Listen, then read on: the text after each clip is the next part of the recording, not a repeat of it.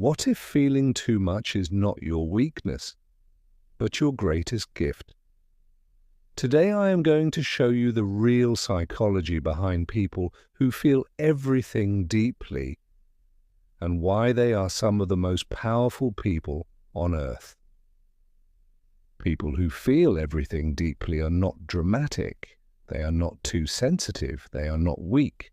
They are people whose nervous systems are wired differently, more openly than most. Psychologists call this high sensitivity. Research shows that about 15 to 20% of the population has a nervous system that processes information more deeply, more thoroughly, more completely. They notice things others miss. They feel things others brush off. They absorb the energy of every room they walk into. And this comes with a cost, because when you feel everything, you feel the good things more intensely. The joy is deeper, the beauty is sharper. A sunset moves them to tears. A piece of music stops them completely, but the pain is also deeper. A harsh word cuts like a knife. A disappointment feels like a loss. A conflict stays with them for days. This is not weakness. This is a nervous system working at full capacity.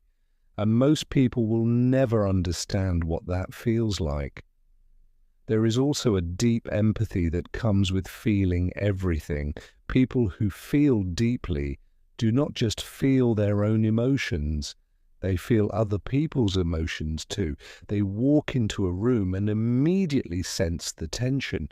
They know when someone is hurting, even when that person is smiling.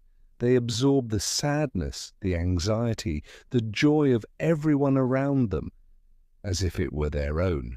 This is called emotional contagion, and while it makes them incredible friends, partners, and listeners, it also makes them incredibly exhausted because they are carrying not just their own emotional weight, but everyone else's too. And here is something important. People who feel deeply often spend years trying to feel less.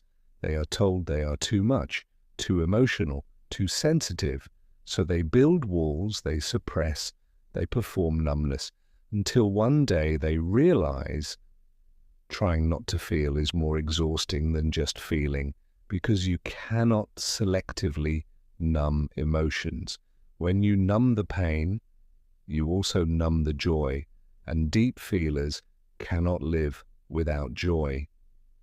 So how do you live well as someone who feels everything deeply? 5 things that actually help. First, accept that sensitivity is not a flaw, it is a feature. The world needs people who feel deeply, who notice suffering, who create beauty, who love fully. Do not try to be less. Learn to be more, but with boundaries. Second, protect your energy deliberately. Deep feelers absorb everything, which means they need to be intentional about what they expose themselves to. Limit toxic news. Limit draining relationships. Create quiet spaces in your day where you can decompress and return to yourself.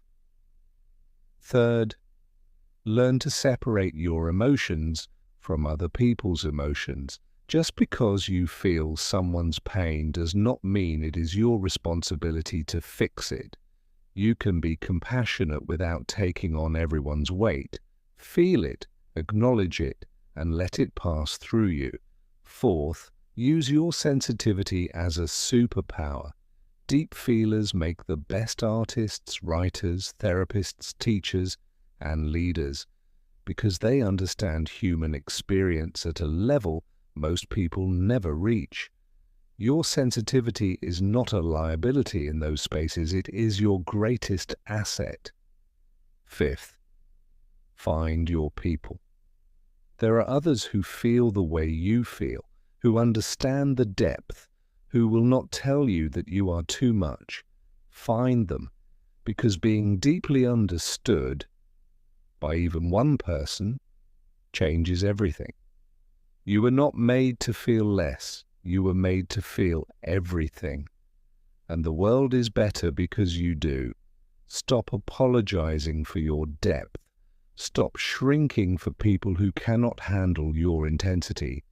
The right people will not just accept how deeply you feel, they will be grateful for it.